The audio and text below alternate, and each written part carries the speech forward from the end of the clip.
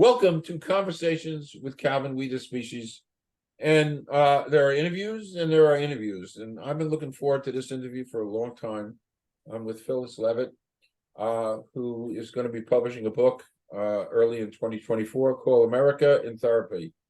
And she's this unbelievable mental health practitioner. So Phyllis and I met because of the magic of social media, and what particularly we discovered early on as we've been doing some chatting, that we have this great bond of commonality, and that's one of the things that energizes me, is the commonality. It's very rare, this commonality, Phyllis. Phyllis was born in Plainfield, New Jersey. Grew up there for a time, and that's where my father was born, in Plainfield, New Jersey. And I always got to do my own, this is my book. There's a tortoise in my hair. There's a journey to spirit. It's coming out in a month, be on Amazon, of course. But there's a whole chunk of Plainfield in there because it's part of me. So we have a lot of stuff to do, Phyllis. It's so important. I subscribe so much to the work you're doing, American Therapy, and the fact that mental health is such an issue today. It doesn't get enough, I don't think, enough care and enough concern and enough awareness, but it's hugely powerful. We've got so this is going to be an amazing, powerful interview, and I'm done with my Johnny Carson, I call it my Johnny Carson monologue. Please, and I'm so grateful you're here, because this is great stuff. And and your book is coming, and so a little background, a little bio, and then we're going to jump into a whole bunch of stuff. Take it away. Yeah. Well, thank you again for having me. It's really an honor and a pleasure to be talking with you here today, and fun to find our commonality in Plainfield, New Jersey. And that is where I grew up. And where, a lot of the formative experiences in my life happened. In fact, they all happened there, really. And so what I would say is that, I became a therapist in my 30s, after having 3 children and deciding to go back to graduate school. And the reason why I became a therapist is because I had gone to therapy myself, after actually a lot of spiritual pursuits before that. And there was a big realization that happened for me at some point in that process, which was that there was something that needed healing that my spiritual pursuits were not going to heal. And they really had to do with my emotional formation and my emotional well-being. And then that they're obviously, spirituality and psychology are not counter, they're not opposites, they go together. And that's one of my big realizations, is that everything that we pursue, whether it's business or family or relationship, even spirituality, hinges a lot on our mental health and well-being, the way we pursue things and the way we behave in the pursuits that we have. I happened to have some major trauma in my childhood, and I had buried it all, and I didn't remember anything that had happened to me. And so I grew up kind of a mystery to myself, and that's what eventually led me to seek psychotherapy I think it was in the early 80s, where the people that I knew started talking about therapy and going to therapy. And so I gave it a shot. And it was a complete mind blower for me to realize I had no conception that my early conditioning would have anything to do with who I had become. It just wasn't on my radar to think that way. And no one talked that way when I grew up. And so I attributed all the things that I considered failings or lacks in myself to be just flaws in my own being, which is a terrible way to live. It's a terrible way to think about yourself. And it's very painful, and it's very injurious, because it's not the truth. We are all magnificent human beings in our essence. And a lot of our conditioning can cover that over and make it inaccessible, but it's not that it's not there. And so the world of psychology really opened up my life for me. And it was I went on a very deep journey for a very long time. And it was not a fun journey in a lot of ways. because it opened up a lot of pain. And I want to say this because it's so important to understand that there's light on the other side. If you make that journey with a competent person in a safe setting, there's light on the other side that is so worth the journey. And I can't say that loudly enough, because that's the journey I believe America needs to make, which is that really deep, introspective look at our history, our behaviors, our strengths, and our failings, our weaknesses, or our our missteps. Let's say it that way, because I really do want to take blame out of the situation and out of the conversation and bring in deep understanding. So that's how my journey with psychology began. I became a therapist at the time that I was doing a lot of inner work myself. And I worked for a couple of years in a sexual abuse treatment program, which was a fabulous foundation for the work that I did, because I got a real bird's eye view into dysfunctional family dynamics, abuse family dynamics, and the after effects, and what treatment and help can provide in terms of bringing that light into the darkness of what we're capable of as human beings, unfortunately, and what we've been conditioned to many times repeat and reenact with one another. So that's sort of how I got where I was. And then, just to make some quick segues here, so you kind of have a picture, and then we can dive in together, Calvin, however you want to. I had felt very alone most of my life. And even though I was married and had 3 children at that time, I still felt extremely alone. And I had not made a good marriage based on a lot of unhealed wounds that I was repeating in the relationship that I had. But I had a big aha that I actually wasn't alone at all, that there are millions of people who have unhealed trauma all over the world, from dysfunctional family dynamics and abuse family dynamics to being the subject of discrimination and unjust poverty or injustice, or at the after effects of war. People are suffering major trauma all over the world with no access to any help and no access to understand themselves, why they react the way they do, why they, in many cases, can't make better choices or fulfill their dreams or have meaningful relationships or safe relationships, that I wasn't alone at all. And that post-traumatic stress on a very large spectrum is rampant in America and all over the world.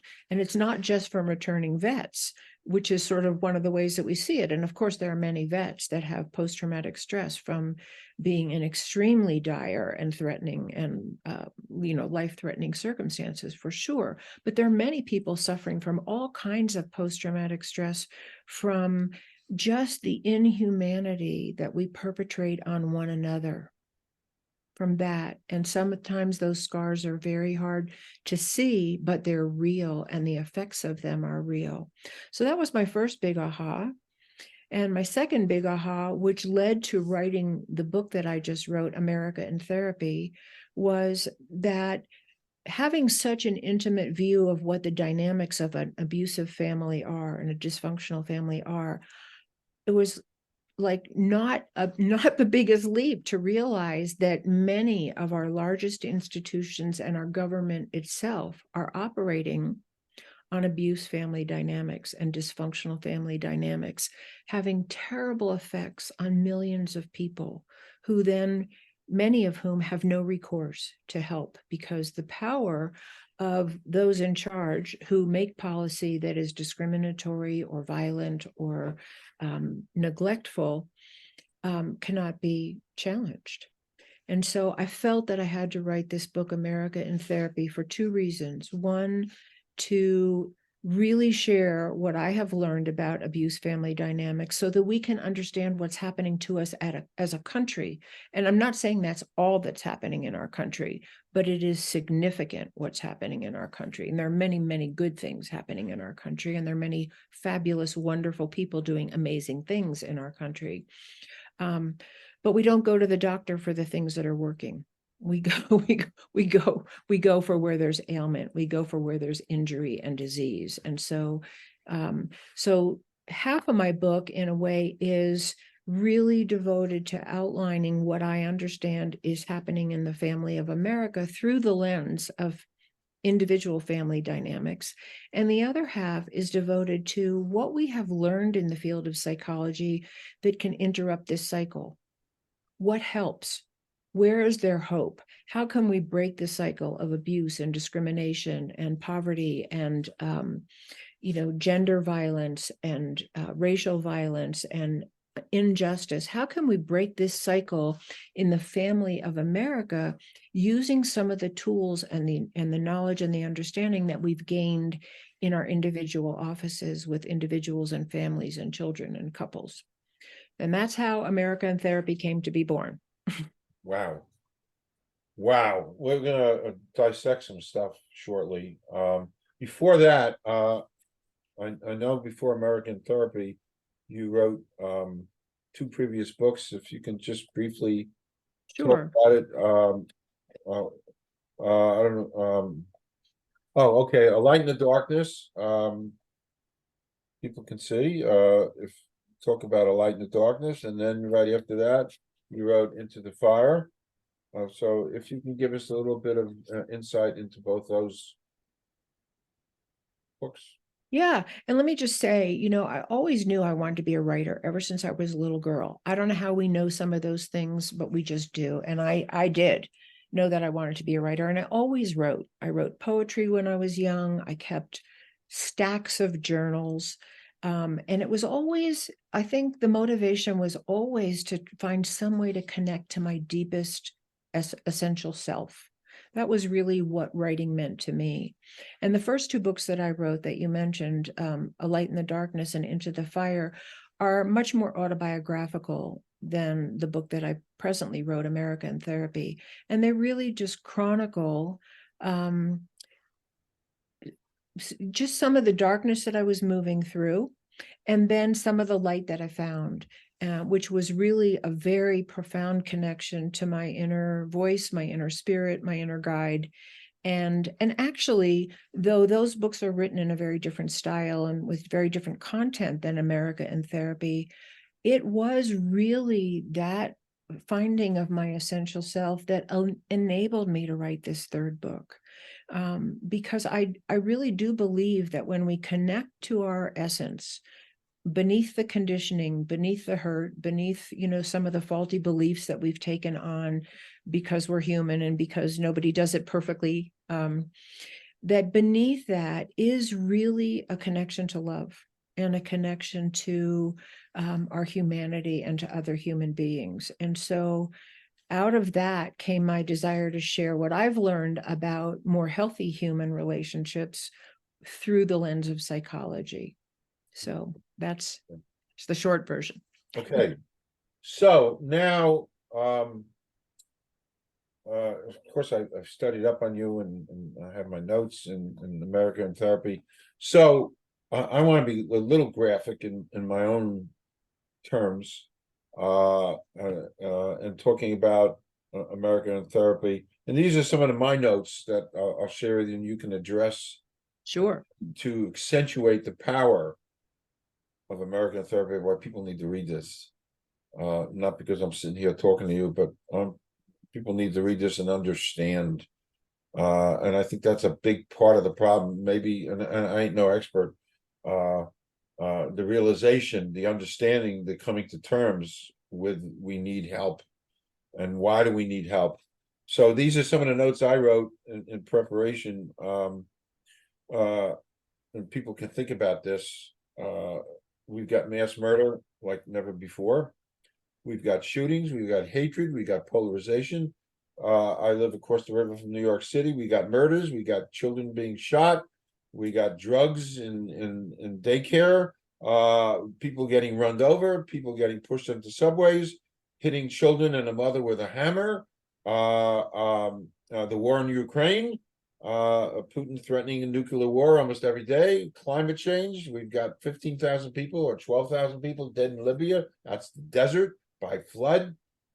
Is this biblical? We've got heat, we've got rain, we've got drought, we've got storms, we've got COVID, we've got migrants, we've got desperation. We need therapy.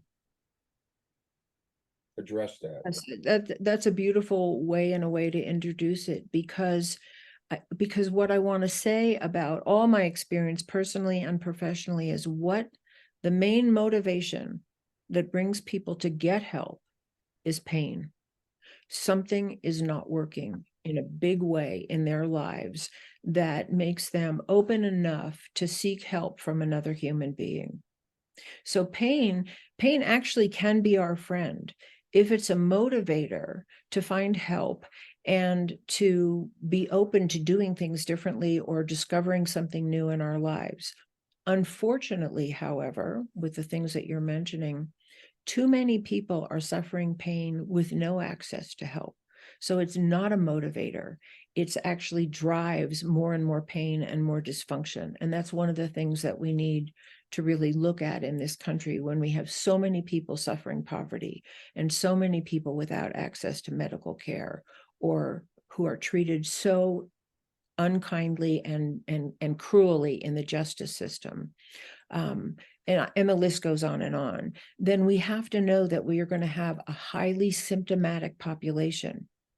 People who are in pain from misdeeds and cruelty and injustice from other human beings they become symptomatic.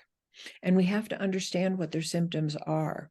But let me backtrack for a minute, because something that I really want to say that I don't think the average person understands is that the root cause of mental health issues, of mental illness and ill mental health and dysfunctional behavior, the root cause is hurt from other people. It's that simple. It's a lack of love. It's a lack of feeling that we belong, that we're needed and wanted, that we're valued and not only tolerated, but celebrated for our differences, that we have safety around us and our basic needs are provided for.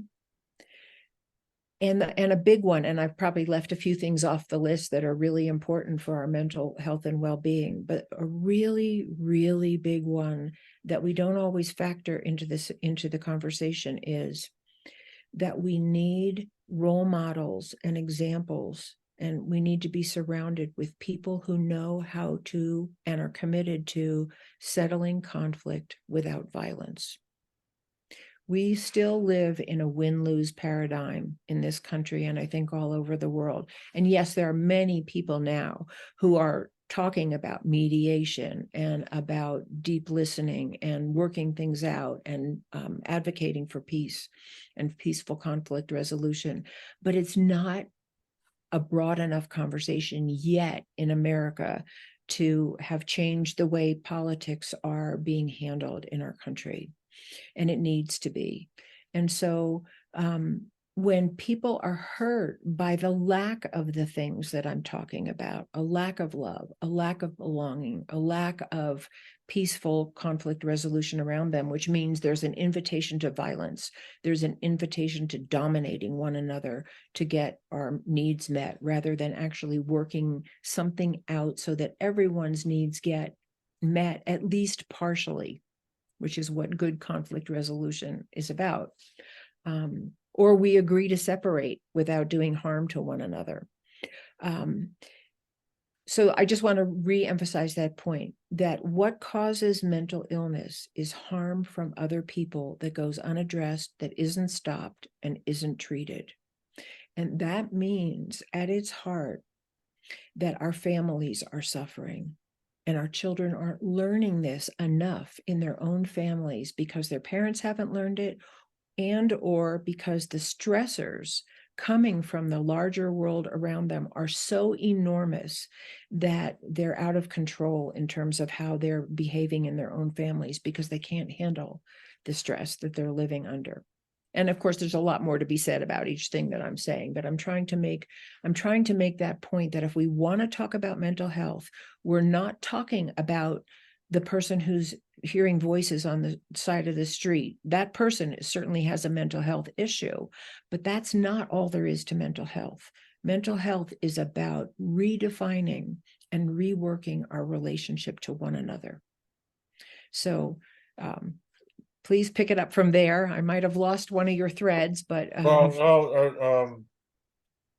yeah, by the way, I don't know if you saw me writing. I was taking notes. I'm an interviewer and I'm taking notes. I'm writing things down. You know, the root cause is heard from others. Wow.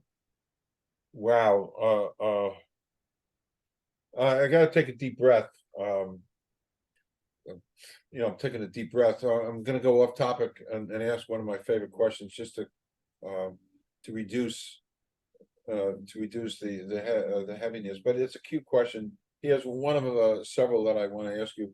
Completely off topic, just to catch my breath. And you don't even have to answer it. It's cute. I told you where I borrowed it from before I went on air. So be it. A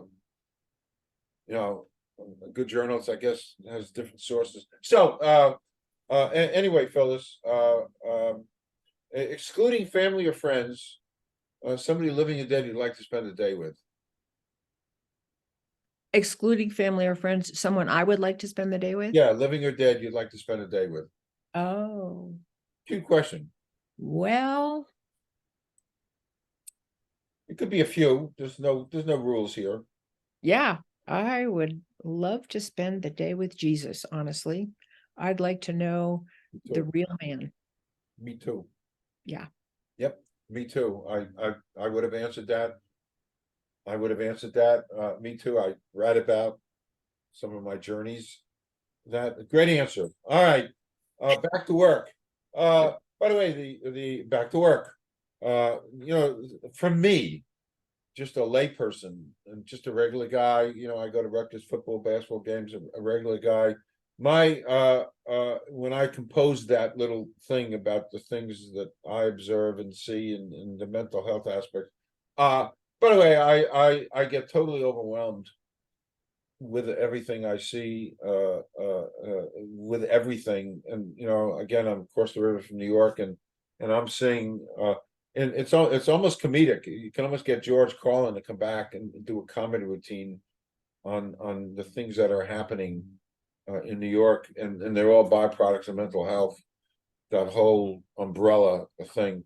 I got a picture of my grandkids back there. I love my grandkids, and I don't think a day goes by, Phyllis, when not a day goes by when me and just a regular guy here don't really worry about their world. Yeah. The fear that I have for children and the future. Mm-hmm. That's actually one of the many reasons I wrote this book, because I have children and grandchildren too. And I do fear for the future of the world that they will inherit. And I believe it's our responsibility to make that world safe and to make that world kind and to make that world safe for all human beings and to welcome every child, no matter what their race or color or gender is. And we have a long way to go. I think we all love our children. That's one of the things that I think is a sign of how disturbed our mental health has become and has been for a long time as human beings, because we condone and perpetrate on other human beings that we would be horrified if they were perpetrated on us. And that gap between what we want for ourselves and what we allow to be done for others, to others, is a sign of mental unwellness. So that's one of the big issues. And I think that one of the ways that I talk about America in therapy is that we are being kind of still conditioned to believe that the divisiveness and the hatred and the acting out that comes from positions of power and leaders in government or government institutions or other institutions that wield a lot of power, we're being conditioned still to believe that this is based on ideological differences and that might equals right, that whoever has power has a right to impose their view of the world on anyone and everyone. And it's not an ideological issue.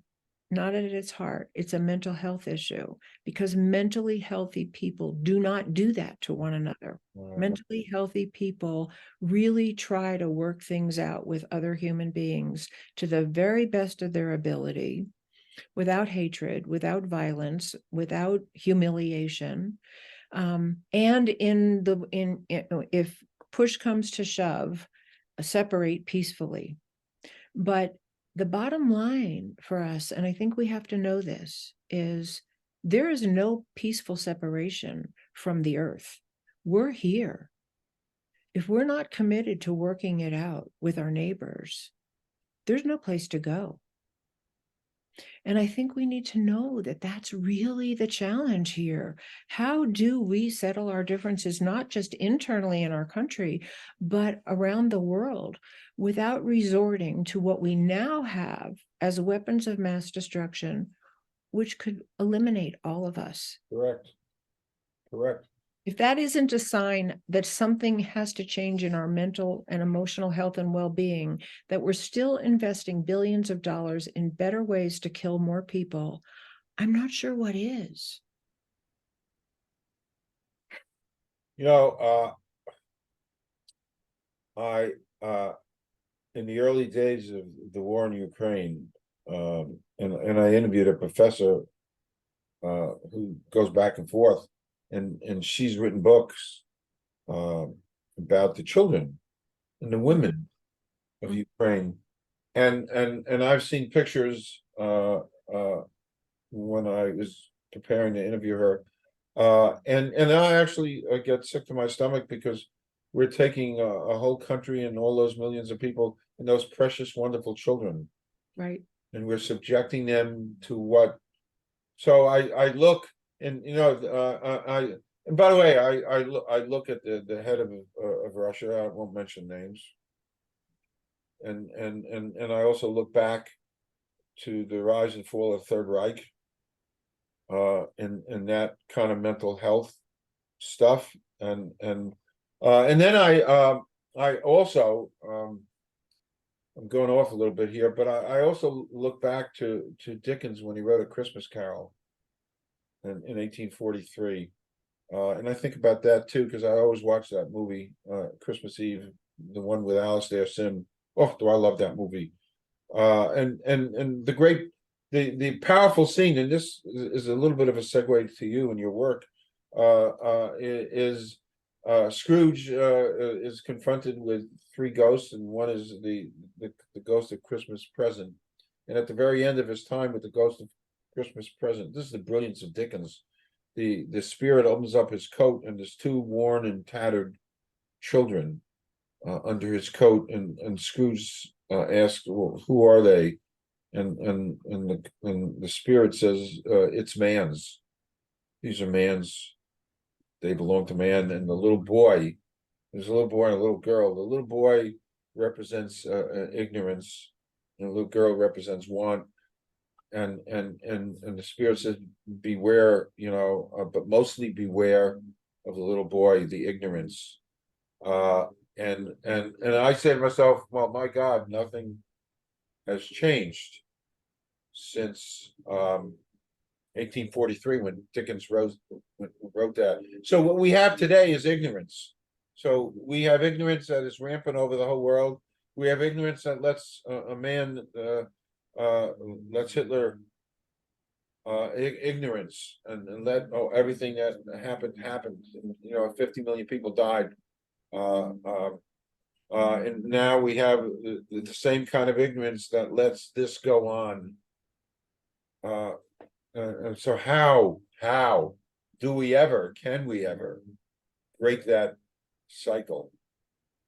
Yeah, and I would say that one of the main reasons why I wrote my book is to help educate people about the world of psychology that I think the average person really doesn't know, but not because they're stupid, but because we don't share that information.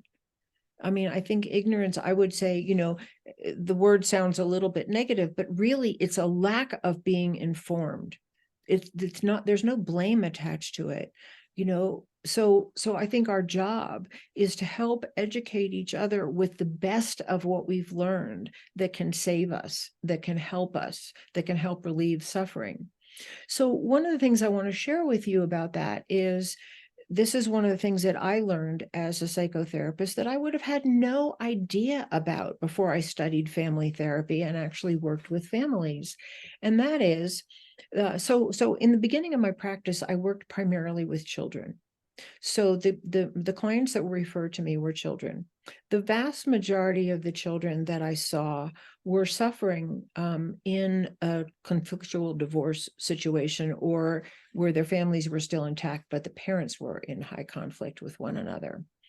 And for a variety of reasons, stressed out, bad childhoods themselves, whatever it was. But it was the child that was brought to therapy. Child was brought to therapy for bedwetting, for becoming really aggressive with siblings or kids at school, for having difficulty learning or learning to read, for excessive fears, for isolation and withdrawal, or for having, like tics, or, having some kind of anxiety symptom. It was the child often that came to therapy. And what we know now in the whole area of family therapy is that it's often the most symptomatic person that will get the whole family system to help. And so we'd call the kid, or whoever it was, the most symptomatic person in the family, but it was often a child. We call them the identified patient. They look like the one with the worst problem, but actually they're expressing the pain of the family. And I had numerous children like that. There was nothing wrong with these children, whether they were, having terrible fears of the dark, or they were hitting their siblings, or they couldn't learn to read. There was nothing wrong with them. They were suffering from the dysfunction around them, and they were becoming highly symptomatic.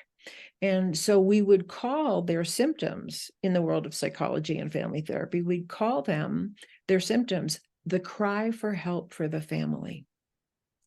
So we have to know, and I think many people do not know, that the mass murderers, that the extortionists, that the rapists, that the people who are committing racially violent crimes or crimes against women, they are also calling for help for the family of America. They are the most symptomatic among us because of the dysfunction often in their families of origin, and or in the family of America around them, that is discriminating against them, or withholding the necessities of life from them, or putting them in jail, for crimes they didn't commit, with exorbitant sentences, and then using them as the labor for an industry.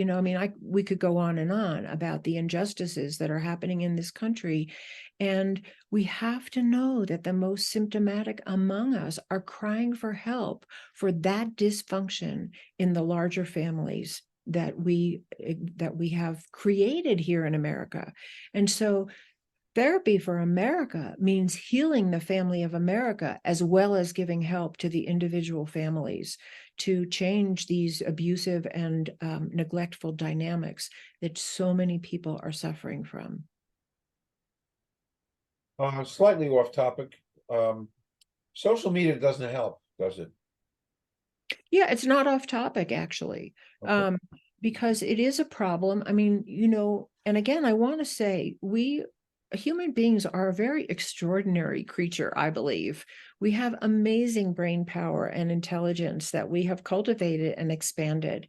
And we're capable of so much creativity and invention with technology, with architecture, with art, with science, with medicine.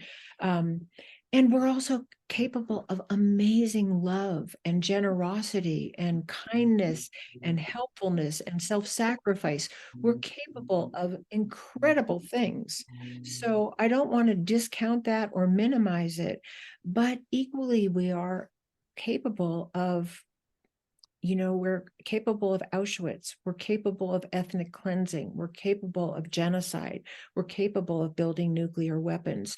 And I think as a race of beings, not just Americans, but certainly Americans, we need to come to terms with both of our capacities and really look at what survival means for us, because it means that we have to rein in our most aggressive impulses and our most exploitive impulses and our most hateful impulses if we all want to survive.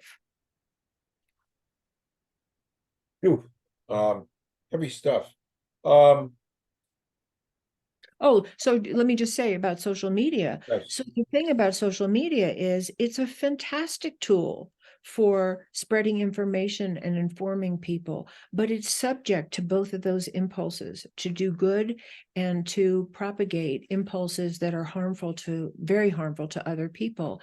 And I think as a society, we have to become responsible for that, not in the terms of censorship, but in terms of actually really wanting to promote in the world through social media and any other means of dissemination of information, the things that are going to help us survive.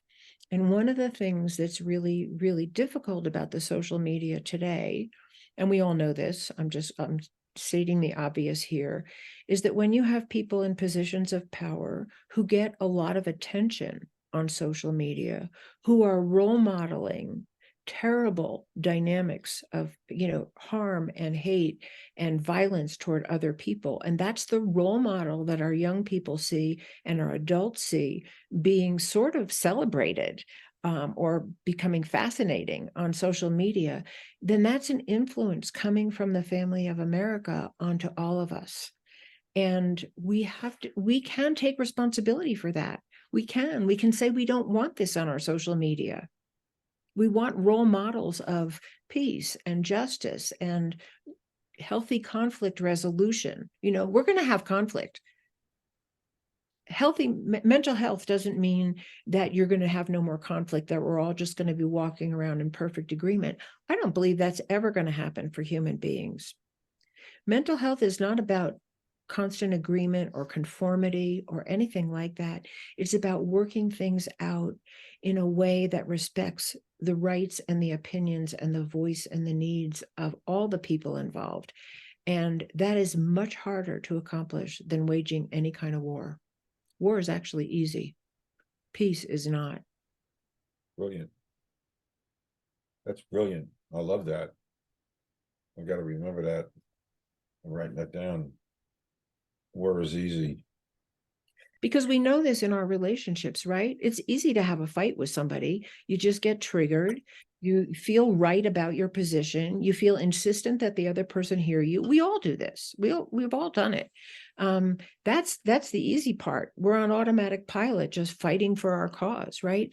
To actually sit down and rein ourselves in and make room for the other person to have a differing opinion and listen deeply to where they're coming from, the way that we actually want them to hear us, that is really hard work.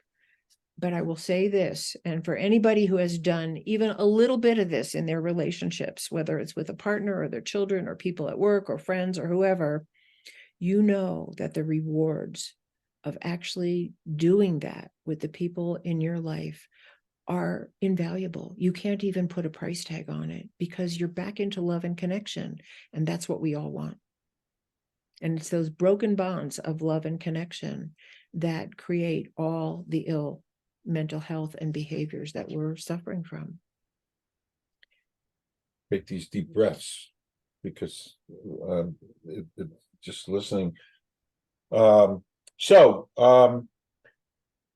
of our problems in my notes that our world is filled here in America from top to bottom with stuff that we look at institutions like fossil fuel companies who deny climate change.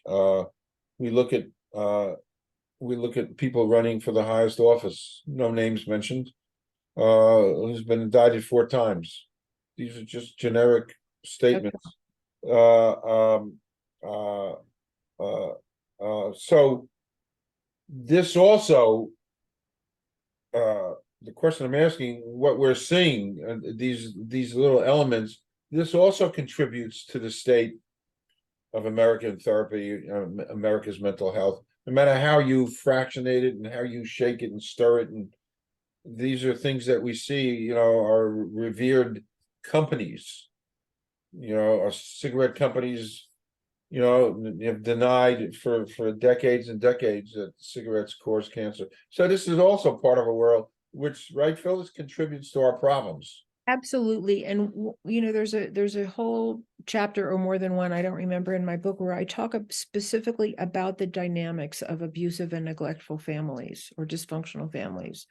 And one of them is a big one that you're talking about that we're really living with a lot of in America today is denial of what's actually happening. It's just denied. An abuser in a family does not admit that they're hurting other people. What they do is blame their victims. I beat you because you didn't do your homework, because I molested you because you wore that short skirt and you wanted it. I kicked you out of the house because you didn't blah, blah, whatever. You talked back to me. Abusers blame their victims, and that's what we do a lot in this country, rather than take responsibility for the actions that we're actually perpetrating. And so in order to keep that system going, you can't misuse other people for your own purposes, whether it's to vent your rage or to feel all powerful or to act out sexually or to exploit people through greed. You can't do that unless you have power over them. And one of the ways that abusive people and institutions keep power over others is to deny what they've actually done or minimize it. And one of the ways that denial takes place is blaming the victim, but it's not the only way. Sometimes it's just outright denial. I didn't hit you that hard. You asked for it. Whatever it is. And sometimes it's more insidious than that. It's that you're not allowed to talk about certain things. You can't say, if you say what happened, you will be hurt worse. You might even be killed. And that certainly is happening in America today. And that's, one of the reasons why we need journalists, and it's why we need all the voices. We need to be listening to all the voices if we're going to heal what's aching and hurting and lethal in the family of America. And I like to give a medical model, because if you have someone suffering from, something that looks like it could kill them, let's just say, you want to bring in all the doctors and get all the opinions about what could be causing this and what would be the best treatment.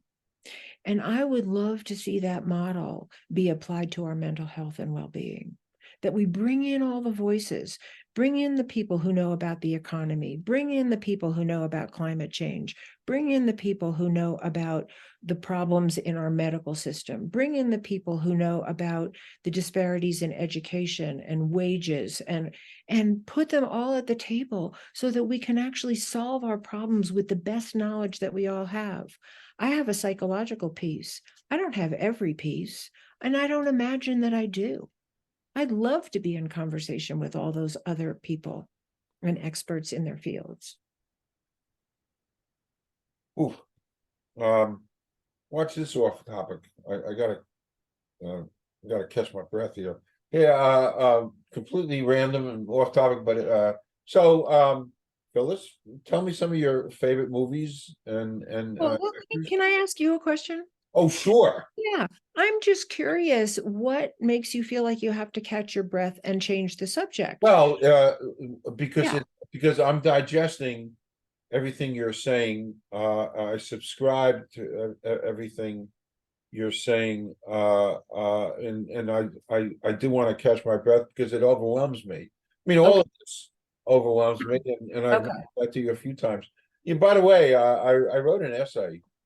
I don't know if this is pertinent. I wrote an essay a bunch of years ago.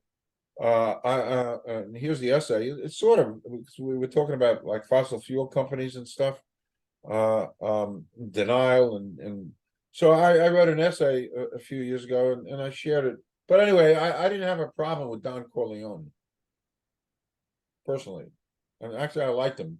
Why I liked Don Corleone? Because he was taking care of his family, and that's very important to take care of your family. Yeah, a couple people got killed here or there, but part of my essay was if you really want to go after people who do the killing, go after some companies who put products on the market that they know ain't going to work, and there's going to be bad side effects and bad accidents, and a couple of hundred people are going to die, and that's okay because keeping the product on the market for an extra year, the extra revenue will pay for the 100 or 200 lawsuits. So those, to me, were more criminal than Don Corleone. Is that a mental health thing that I just described to you? Well, I think they're all mental health issues. They're just on a different scale. But I think one of the main qualities of an abuser or someone who misuses power over other people is that they have lost connection to the impact they're having on the people they hurt. They have lost the ability to feel empathy for the pain they have inflicted. And they have lost the ability to reflect on how would that be if that happened to me, which I was referring to earlier. So I think it's just on different scales. But the person who murders one person and the person who murders 50 people or 10,000 people or 50 million people has lost connection to their basic humanity. And that's the real danger of our declining mental health, is that we lose connection to our basic humanity and we can no longer feel the impact of the pain that we inflict, which only opens the door to being more exploitive and more violent and more destructive. Because if I don't feel any consequence, then what's to stop me from getting more of what I think I want from dominating other people? I think we have to really, and this is a big deal, there are certain elements that are really helpful when you're working with people, that help people resolve issues and learn to listen to each other. And we can talk about some of those because I talk about them in my book and how it would be to apply them to the functioning of our large institutions in our country. But for the moment, I just want to say that I think what we're really looking at is that we have to rework our relationship to power. I don't think it's within the scope of good mental health for one person to have power over millions. Yeah. Because it closes the door to listening to the wants and needs and legitimate differences of other people. And that's what we're suffering from so much here in America, that the conversation is narrowed down to right and wrong, and a grab for power and more power and more power that silences the voices of dissent. And when you silence the voices of dissent, just like you do in an abusive family where someone's being hurt and they can't tell, and they're punished for telling or crying or speaking out or trying to get help, then there's nothing to stop the abuse from going on and continuing and accelerating. Two more questions. One, favorite movies. Yeah, I have my favorite movie of all time was the first Avatar. Wow. That was my favorite movie. Wow. Wow. Okay. Okay. Last question. What can I do? Yeah. And that's really the question, because what I try, I mean, it's easy in a way to just talk about what's wrong. And we need to talk about what's wrong. Just like when you go to the doctor, you have to tell them every bit of your ache and pain and what you're experiencing, or they can't really help as well if they don't have that information. But then once we talk about what isn't working, then we do want to talk about what does work. And so, first of all, just to answer your question and then maybe to segue a little bit, what we can all do is heal ourselves. We can all do our own work. If there's a relationship you have that's not working, get help to resolve it or separate peacefully. Talk to your kids, role model the kinds of behaviors that you want them to be doing in the world. And none of us are going to do it perfectly. I don't know anybody who does. We all have our triggers. We all have our moments, but a commitment to be a better human being in relationship to the people around us, to be more loving, to be more patient, to be more kind, to be more generous, to really try to resolve conflict without attack. If I or you are doing that in your own life, again, imperfectly, but to the best of your ability, you don't know the ripple effect that's going to have on the people around you, but they will experience something that we all need, which is love and kindness. So the more we give that to each other, the more we create the world that we want to have around us. And it costs nothing. That's the thing. It's completely free. It doesn't cost us anything, and it's invaluable to say a kind word to a hurting person, to put your arm around them, to ask somebody, to let them know, I'm really here for you. Tell me what's bothering you. I really want to know. To care. It costs nothing, and yet it will change the world. So we can all be the agents of change. And it's not Pollyanna thinking. It's real. It's real. How many stories have you, read in the human interest articles, that pop up here and there about somebody who was about to commit suicide, and somebody showed up right at that moment with kindness and care and deep listening, and they didn't jump or they didn't shoot themselves. And then we think of the people that had nobody like that. Yeah. So what we can all be the agents of change.